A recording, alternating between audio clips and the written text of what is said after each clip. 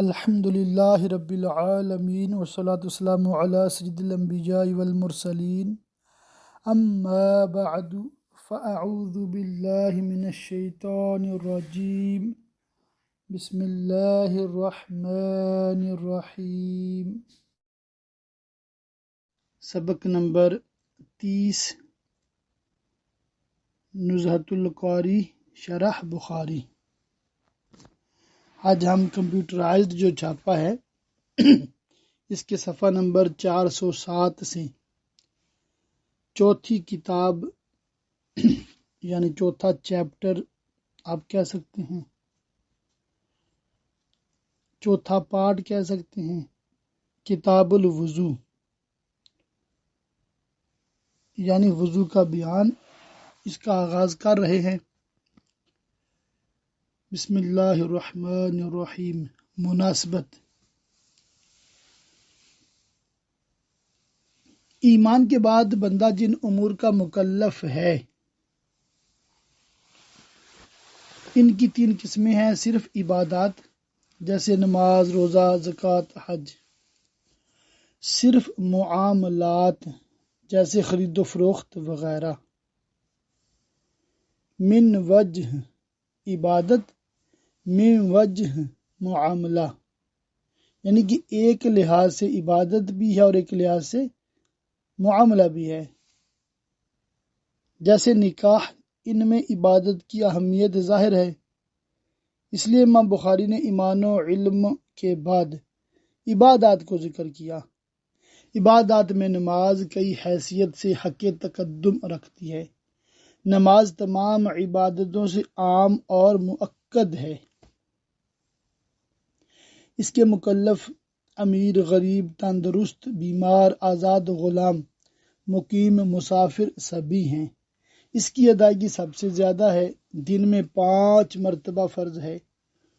قرآن و احادیث میں ایمان کے متصلاً یعنی ایمان کے ساتھ ہی اس کا حکم مذکور ہے، ذکر کیا گیا ہے، اس لیے تمام عبادات میں نماز کو مقدم کیا، فرسٹ پرائرٹی دی۔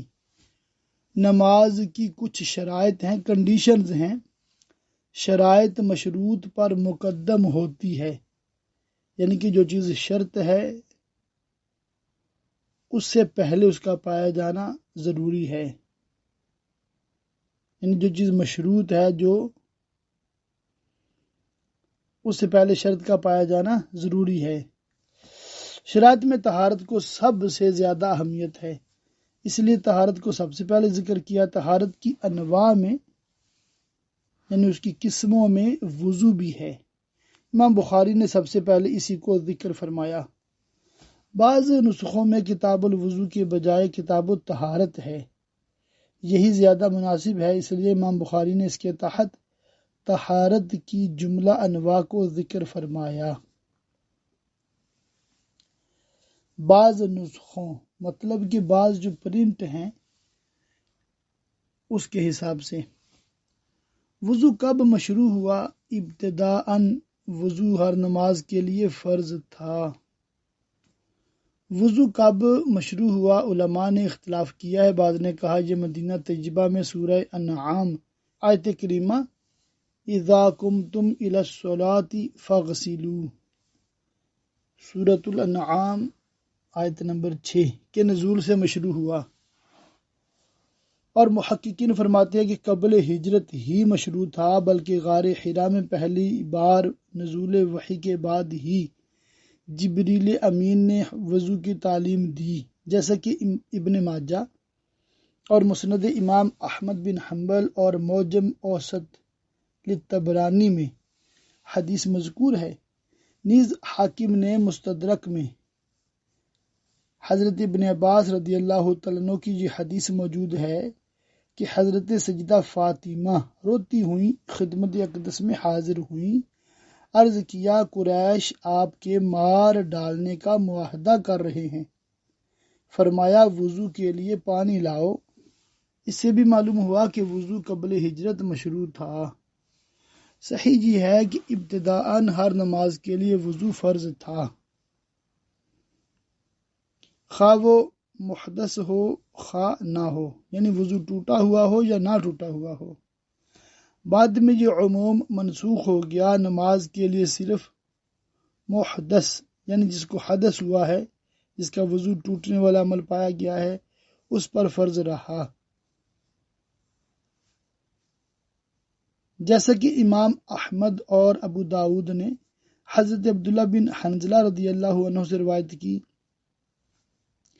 کہ رسول اللہ صلی اللہ تعالی علیہ وآلہ وسلم نے ہر نماز کے لیے وضو کا حکم دیا تھا، خواہ کوئی محدث ہو خواہ نہ ہو۔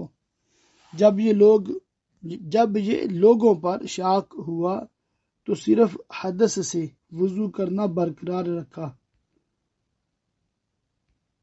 نیز مسلم شریف میں حضرت ابو ہریرہ کی یہ حدیث ہے کہ رسول اللہ صلی اللہ تعالی علیہ وآلہ وسلم ہر نماز کے لیے وضو فرمایا کرتے تھے، یعنی بغیر حدث کے بھی، جیسا کہ بخاری میں حضرت انس کی حدیث آتی ہے، مگر فتح مکہ کے دن ایک وضو سے کئی نمازیں پڑھیں۔ حضرت فاروق اعظم نے عرض کیا، یا رسول اللہ، حضور نے ایسا کام کیا جو اس کے پہلے نہیں کرتے تھے۔ فرمایا، میں نے ایسا قصدن کیا ہے، یعنی بیان جواز کے لیے۔ سنت تو یہی ہے کہ ہر نماز کے لیے تازہ وضو کیا جائے، مگر اگر ایک ہی وضو سے کئی نمازیں پڑھ لی جائیں تو یہ بھی جائز ہے۔ یہ مسئلہ بیان کرنے کے لیے آپ نے ایسا عمل فرمایا۔ صحیح یہ ہے کہ وضو اور طہارت کے وجوب کا سبب صرف حدث اور ناپاکی نہیں، بلکہ سبب وجوب دو ہیں: نماز کا واجب ہونا یا ایسے کام کا ارادہ کرنا جو بغیر طہارت جائز نہ ہو، جیسے قرآن مجید چھونا، جیسا کہ اصحاب سنن نے حضرت ابن عباس رضی اللہ تعالیٰ عنہ سے روایت کیا ہے کہ رسول اللہ صلی اللہ تعالی علیہ وآلہ وسلم نے فرمایا، مجھے وضو کا حکم اس وقت دیا گیا جب کہ نماز کے لیے اٹھوں۔ وضو کا معنی مشہور یہ ہے کہ وضو واو کے دمہ کے ساتھ اس فعل کو کہتے ہیں، اور وضو واو کے فتح کے ساتھ اس پانی کو جس سے وضو کیا جائے۔ یہی اکثر علماء لغت کا قول ہے۔ دوسرا قول یہ ہے کہ وضو واو کے فتح کے ساتھ، واو پر زبر وضو، دونوں کے معنی میں ہے، اور وضو کوئی لغت نہیں، واو پہ پیش کوئی لغت نہیں، کسی ڈکشنری میں نہیں ہے۔ تیسرا قول یہ ہے کہ وضو اور وضو ہر ایک کے دونوں معنی ہیں۔ علامہ عینی نے فرمایا یہ قول ضعیف ہے، یہی تفصیل طہور میں بھی ہے۔ ہدایہ کے حاشیہ مولانا عبدالحلیم فرنگی محلی قدس سرہ کے حوالے سے ہے کہ الطہارت طا کے دمہ کے ساتھ اس پانی کو کہتے ہیں جس سے طہارت کی جائے۔ الطہارت طا کے دمہ یعنی پیش کے ساتھ، اور طہارت طا کے کسرہ کے ساتھ وہ آلہ جس سے طہارت حاصل کی جائے۔ طہارت تا کے فتح کے ساتھ پاکی کے معنی میں ہے۔ شرعاً حدث اور خبث سے پاکی حاصل کرنے کے لیے ہیں۔ وضو وضاعت سے بنا ہے، وضاعت کے معنی صاف ستھرے حسین ہونے کے ہیں۔ کہا جاتا ہے ودوء رجل ایسار ودین، شریعت میں منہ، دونوں ہاتھ اور پاؤں دھونے اور سر کے مسح کو کہتے ہیں۔ وضو کسے کہتے ہیں؟ دونوں ہاتھ، جب کہا جاتا ہے دونوں ہاتھ، اس سے بازو بھی مراد ہیں، دونوں پاؤں اور سر کے مسح کو کہتے ہیں۔ سب سے پہلے کیا ہے؟ منہ ہے، منہ یعنی کہ چہرہ۔ چار فرض ہے نا وضو میں: چہرہ دھونا، دونوں ہاتھ بازوؤں تک، کوہنی تک دھونا، سر کا مسح کرنا اور پاؤں دھونا۔ تو یہ شریعت میں وضو کہلاتا ہے۔ آگے حدیث نمبر 97 ہے 97، جس کا وضو ٹوٹ جائے اس کی نماز قبول نہ ہوگی جب تک کہ وضو نہ کر لے۔ حضرت ابو ہریرہ رضی اللہ تعالیٰ عنہ کہتے ہیں کہ رسول اللہ صلی اللہ علیہ وآلہ وسلم نے فرمایا، جس کو حدث ہو اس کی نماز قبول نہ ہوگی جب تک کہ وضو نہ کر لے۔ حضرت موت کے ایک صاحب نے پوچھا، اے ابو ہریرہ حدث کیا ہے؟ فرمایا، ہوا خارج ہو، خواہ بے آواز کے یا آواز کے ساتھ۔ قبول نہ ہونے سے مراد صحیح نہ ہونا ہے، خواہ پانی سے، اور پانی نہ ہونے کی صورت میں پانی کی کا مقام پاک مٹی سے۔ نسائی میں حضرت بزر کی حدیث میں ہے کہ اچھا، حدث کا معنی اور اس کی اقسام۔ حدث کے شرعی معنی ناقض وضو کے ہیں، جو فسا اور درات کے علاوہ اور بھی ہیں، مثلا پیشاب، پخانہ وغیرہ۔ پھر حضرت ابو ہریرہ نے حدث فسا اور درات کے ساتھ خاص کیوں کیا؟ اس کا جواب یہ کہ سائل کو دیگر نواقض کا علم رہا ہوگا، اس لیے صرف انہی دونوں کو ذکر کیا جنہیں وہ جانتا نہ تھا، یا یہ کہ حضرت ابو ہریرہ کا مقصود حصر نہیں تمثیل ہے، مثال دینا ہے، یا یہ اضعاف نواقض کا ذکر صراحتاً کیا اور ان سے قوی کو اقتضاءً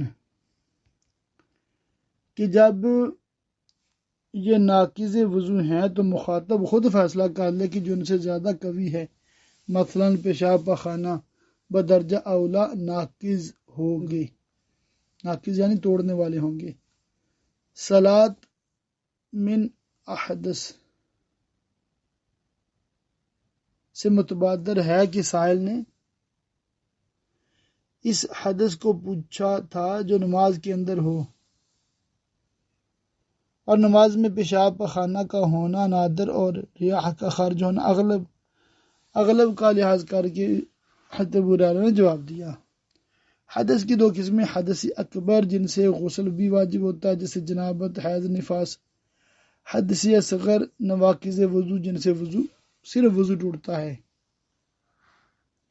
تو یہ آپ نے حدث اصغر، حدث اکبر یہ یاد رکھنی ہے اصطلاحات۔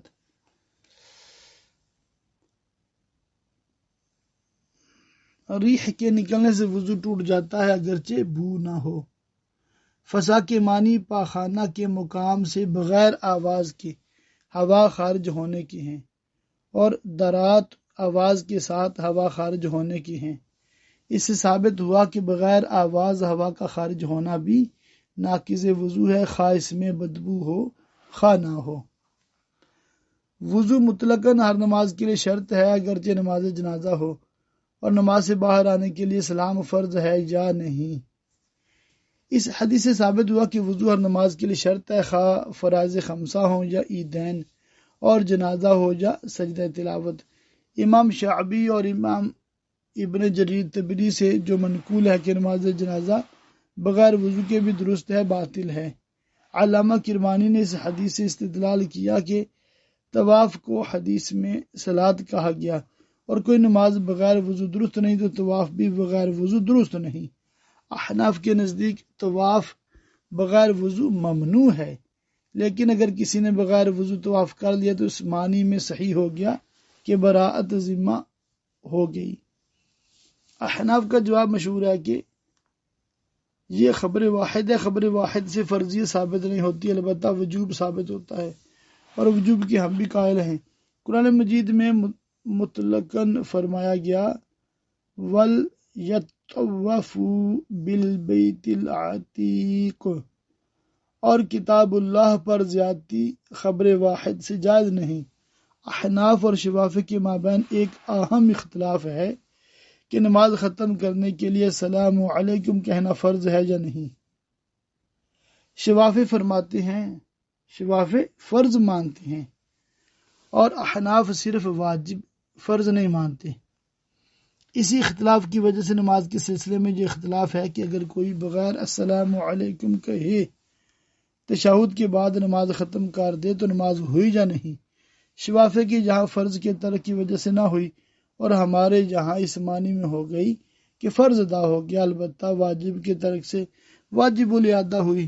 شفافے کا استدلال اس حدیث سے ہے، تحریم حد تکبیر و تحلیل حد تسلیم، نماز کی تحریم تکبیر ہے اور سلام کے بعد نماز سے فراغت ہے۔ یہ ترکیب مفید حصر ہے تو ثابت ہوا کہ تحلیل صلاۃ تسلیم کے ساتھ خاص اور جزء اول بالاجماع فرض، تو اس کے مثل جزء ثانی بھی۔ احناف یہ جواب دیتے ہیں کہ تحریمہ کے لیے تکبیر کی فرضیت اس حدیث سے نہیں، قرآن مجید سے ثابت ہے۔ ارشاد فرمایا وَرَبَّكَ فَكَبِّرْ، اپنے رب کی تکبیر کہو، اور فرمایا وَذَكَرَ اسْمَ رَبِّهِ فَصَلَّى، اور اپنے رب کا نام لیا پھر نماز پڑھی۔ اس حدیث کے معارض اعرابی والی مشہور حدیث ہے جس میں صاف صراحتاً ارشاد ہے جب تشہد پڑھ چکو یا اتنا کر چکو تو تمہاری نماز ہو گئی۔ اس میں تشہد پڑھنے یا بقدر تشہد بیٹھنے پر نماز کو تام بتایا تو ثابت ہوا کہ بغیر سلام نماز تام ہے۔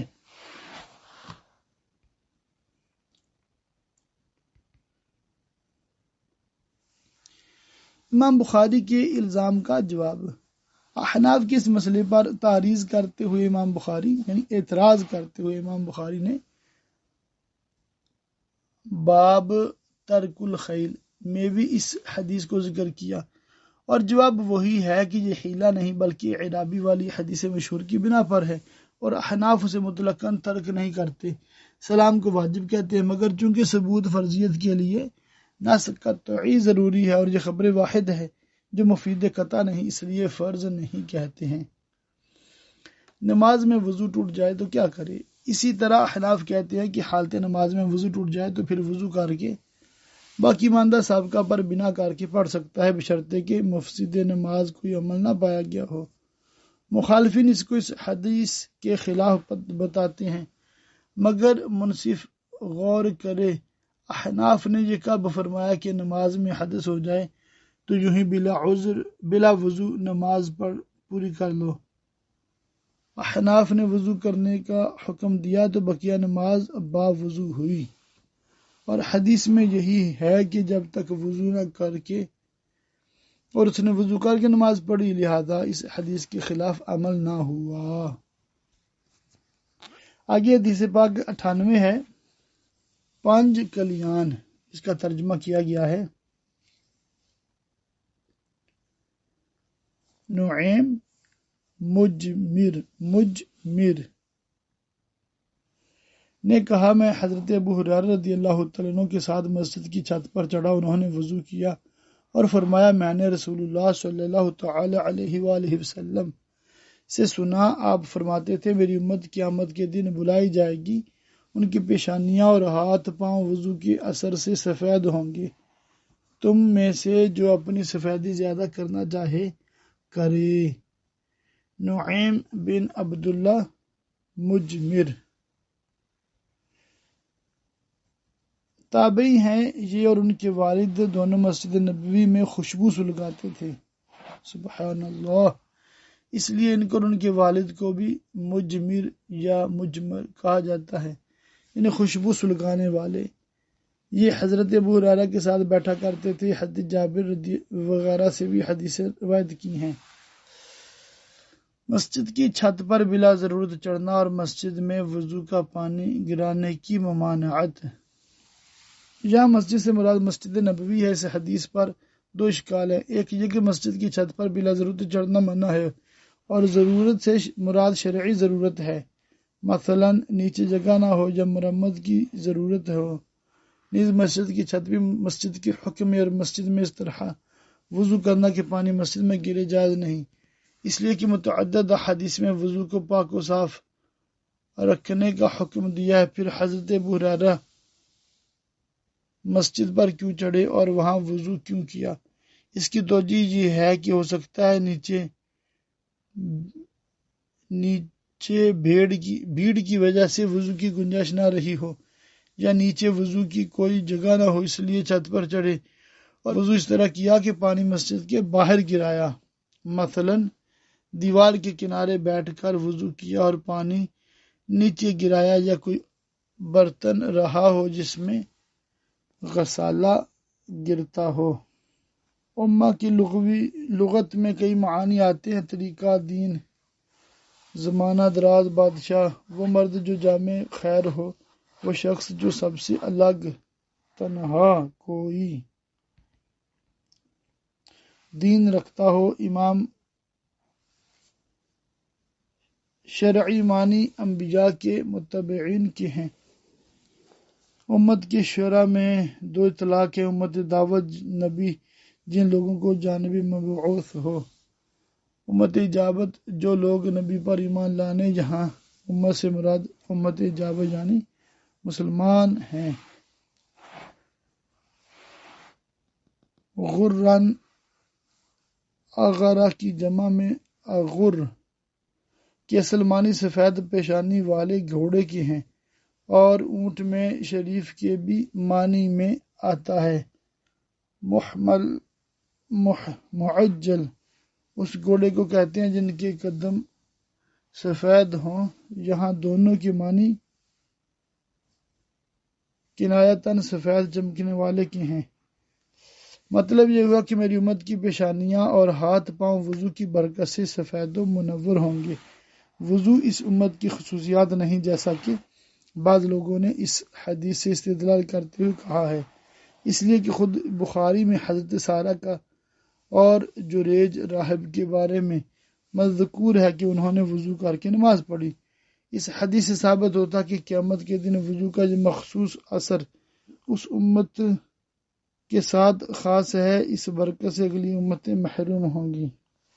یہ حدیث حضرت ابو ہریرہ کے علاوہ مزید 10 صحابہ سے مروی ہے، سوائے حضرت ابو ہریرہ کی اور کسی کی روایت میں فَمَنِ اسْتَطَاعَ إِلَىٰ آخِرِهِ تک نہیں۔ خود حضرت ابو ہریرہ سے ایک جماعت نے روایت کیا ہے، مگر سوائے نعیم کے کسی اور روایت میں نہیں۔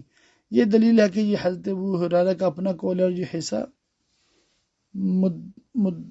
مدرج ہے، لیکن جبکہ اصول حدیث کا یہ قاعدہ مسلم ہے کہ ثقہ کی زیادتی مقبول ہے، تو اسے بلا دلیل اور ادراج ٹھہرانا صحیح نہیں۔ علامہ عینی نے اور اس پر یہ دلیل دی کہ مسند امام احمد میں خود نعیم مجمر کا قول مذکور ہے کہ میں نہیں جانتا کہ فمن استطاع رسول اللہ صلی اللہ علیہ وسلم کا قول ہے یا حضرت ابو ہریرہ کا، لیکن یہ محض احتمال ہے اور احتمال مثبت نہیں ہوتا۔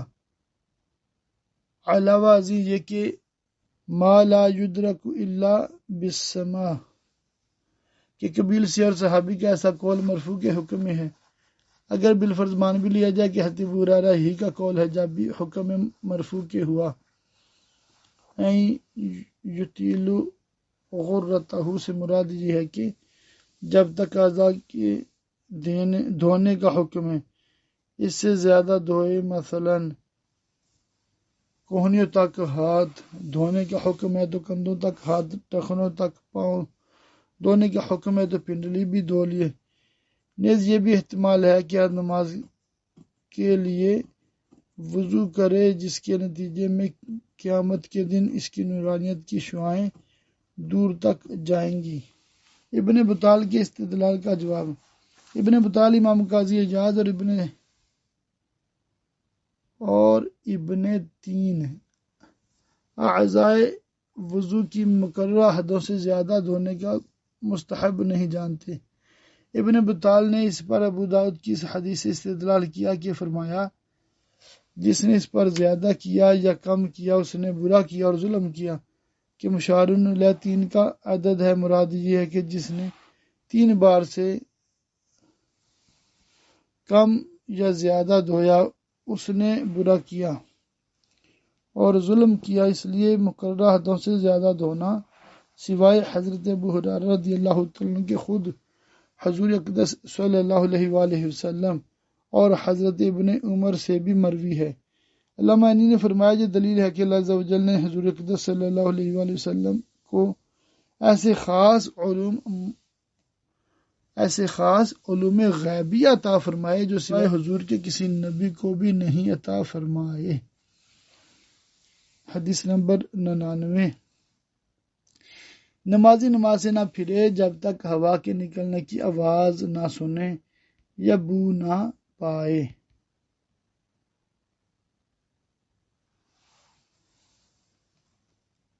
سعید بن مسیب اور عباد بن تمیم اپنے چچا سے روایت کرتے ہیں کہ ایک صاحب نے رسول اللہ صلی اللہ علیہ وآلہ وسلم سے اپنی یہ الجھن بیان کی کہ انہیں نماز میں ریح نکلنے کا شبہ ہو جاتا ہے۔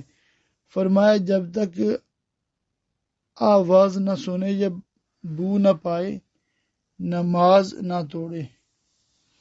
سعید بن مسیب اور عباد بن تمیم کا تعارف یہ بہت دلچسپ ہے، خود ہی پڑھ لیجئے گا۔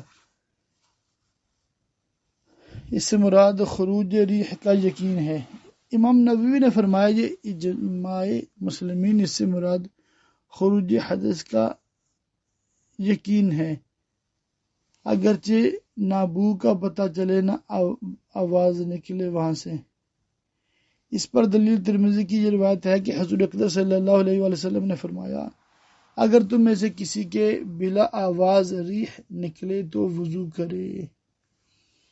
علاوہ ازیں جب معنی لفظ سے وسیع تر ہوتا ہے تو حکم معنی پر ہوتا ہے۔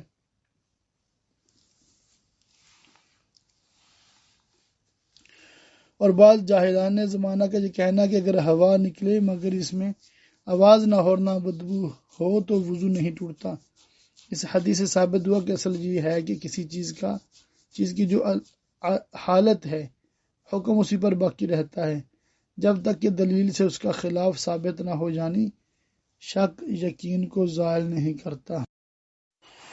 اللہ تعالیٰ کی پاک بارگاہ میں دعا ہے جو کچھ ہم نے پڑھا سنا اس کو یاد رکھنے، عمل کرنے، دوسروں تک پہنچانے کی توفیق عطا فرمائے۔